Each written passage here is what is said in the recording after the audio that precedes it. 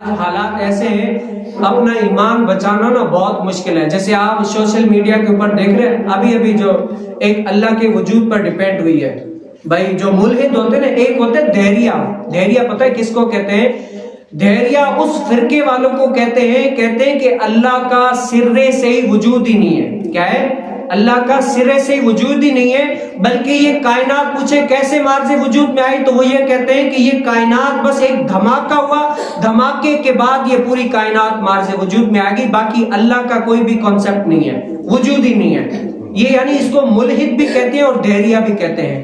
لیکن اہل ایمان اور جو قرآن و حدیث سے جڑا ہوا ہے، اہل علم سے جڑا ہوا ہے نا، ان لوگوں نے اپنا ایمان بچا ہوا ہے. لیکن جو آزاد خیالی کو پسند کرتا ہے وہ کیا اپنے ایمان سے ہاتھ دھو بیٹھتے ہیں.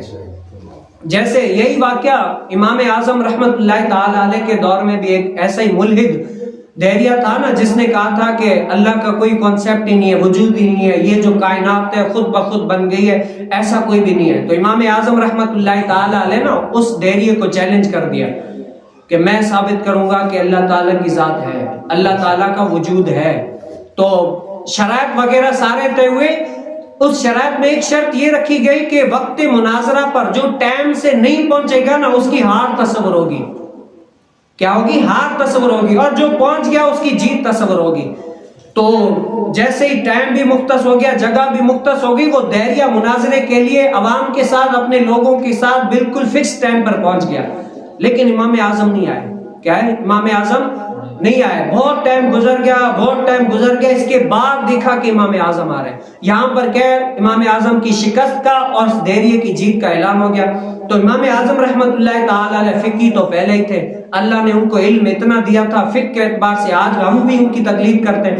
تو امام اعظم نے فرمایا کہ شریعت تو یہ کہتی ہے اگر کسی کا کوئی عذر ہو تو قبول کیا جاتا ہے.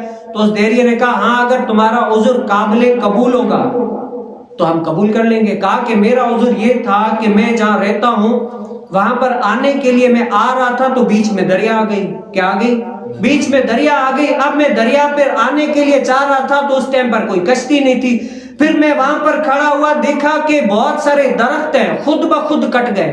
کیا ہے؟ خود بخود کٹ گئے. پھر وہ خود بخود پھٹے بنے، خود بخود پھٹے بنے، پھر وہ خود بخود پھٹے بن کر کشتی بن گئی. اور پھر خود بخود کشتی کیا پانی میں آئی. پھر میں اس کے پر چڑھا اور وہ خود بخود کشتی چلنے لگی. پھر مجھے پار کیا. اب میں کیا جائے مناظرہ پر پہنچا ہوں، اسی لیے مجھے دیر ہو گئی. اب سارے لوگ حیران ہو گئے، امام اعظم آپ کا اتنا بڑا نام ہے، عقل والی بات کریں، یہ درخت خود کیسے کٹیں گے؟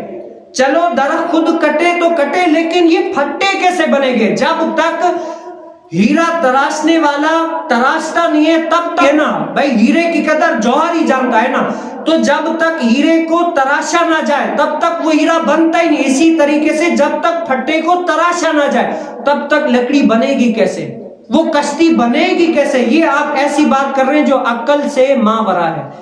تو اس ٹائم پر امام اعظم نے تاریخی جملہ فرمایا اور ایک ہی جملے پر سارا مناظرہ ہی ختم کر دیا. وہ کیا کہا کہ بیوقوفو، جب تم لوگ کو اتنا پتا ہے کہ ایک کشتی نہیں بن سکتی، درخت نہیں ٹوٹ سکتے، تو اتنی اللہ تعالیٰ کی کائنات مارز وجود میں اتنا بڑا آسمان بے بغیر ستونوں کے کھڑا ہے، اتنی بڑی کائنات، اتنے بڑے فرشتے، اتنے بڑے حالات، یہ بغیر کسی چلانے والے کے چل رہے، تو اس کے پیچھے بھی کوئی نہ کوئی تو چلانے والا ہے نا جو چل رہی ہے یہ پوری کائنات. کیا ہے؟ وہ میرا رب ہے. تو اس ٹائم پر جس کو اللہ تعالیٰ نے عقل دی وہ کیا ہے؟ سمجھ گیا. سبحان اللہ. جن لوگوں کو شک و شکوک تھے نا وہ ابھی تک اس میں پڑے رہے اور ان کی نسل آج تک بھی چلی آ رہی ہے. اسی لیے ایک حدیث مبارکہ میں آئے نا، حضور علیہ السلام نے بہت جید صحابہ کرام، اجلہ صحابہ کرام، وہ کیا ہے تقدیر کے بارے میں بحث کر رہے تھے کہ یہ تقدیر کے بارے میں بحث و مباحثہ کر رہے. مثال میں اس کے ہٹ کر مثال دوں، کوئی کہتا ہے بھئی فلاں کو کس نے پیدا کیا؟ اور اس کے والد نے، اس کے والد نے، اس کے یہاں تک کہ حضرت آدم علیہ السلام تک. حضرت آدم علیہ السلام کو کس نے پیدا کیا؟ اللہ نے. پھر آخری جو ملحد دھیریا ہوتا ہے نا یہ سوال کرتا ہے پھر اللہ کو کس نے پیدا کیا؟ سوال یہاں پر ہوتا ہے. تو عام انسان کیا ہے یہاں پر بالکل اپنے ایمان سے بھی چلا جاتا ہے اور سب کچھ چلا ہے. بھائی ان سب کو اللہ نے پیدا کیا تو آخری سوال اللہ کو کس نے پیدا کیا یہ کہتے ہیں. تو ہم کہتے ہیں کہ اللہ کو کسی نے نہیں کیا. اللہ ازلی ہے، ابدی ہے، ہمیشہ سے ہے، ہمیشہ رہے گا. اس کی ذات وجودی ہے، اس کا جو ہے نا ہونا मुमकिन है और अल्लाह ताला का वजूद कायम है, रहेगा और हमेशा तक है। इसीलिए उलमा ने फरमाया, हुजूर अलैहिस्सलाम ने फरमाया कि तकदीर के बारे में और अल्लाह के बारे में शक व शुकूक वाली जो बात करे ना, उससे बचना जितना अपने ईमान के लिए फायदेमंद है। जैसे आज अभी तक जो इंडिया के अंदर ये मुनाजरा हुआ है, मैंने नहीं सुना, बहुत सारे लोगों ने ऐसे आम ने भी सुना, लेकिन क्या है, हम क्यों भाई सुने? हमें कामिल यकीन है कि हम जिस रास्ते पर हैं वो सिराते मुस्तकीम वाला रास्ता है। वो क्या है? सिराते मुस्तकीम वाला रास्ता और अल्लाह ताला के महबूब का बताया हुआ तरीका, और वही रास्ता क्या है, हमें जन्नत में लेकर जाएगा। हमें अपने रब के बारे में कोई शक व शुकूक है ही नहीं। क्यों? अल्लाह ने फरमाया ईमान बिल गैब, और अल्लाह कैसा है, अल्लाह ताला कैसा है, कैसा दिखता है, कैसा होगा, अल्लाह ताला ने कुछ बातें क्या है राज रखी हैं।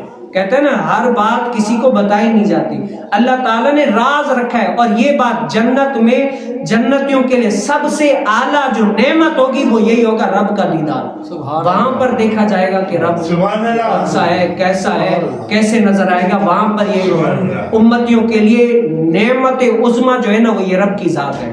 तो अल्लाह ताला मुझे और आपको भी फितनों से बचकर अपने नबी करीम सल्लल्लाहु अलैहि वसल्लम के दीने और सच्चे इस्लाम पर अमल पैरा होने की तौफीक नसीब फरमाए। अल्लाह ताला से दुआ है, जो कुछ कहा सुना सुनाया, इस पर अमल पैरा होने की तौफीक नसीब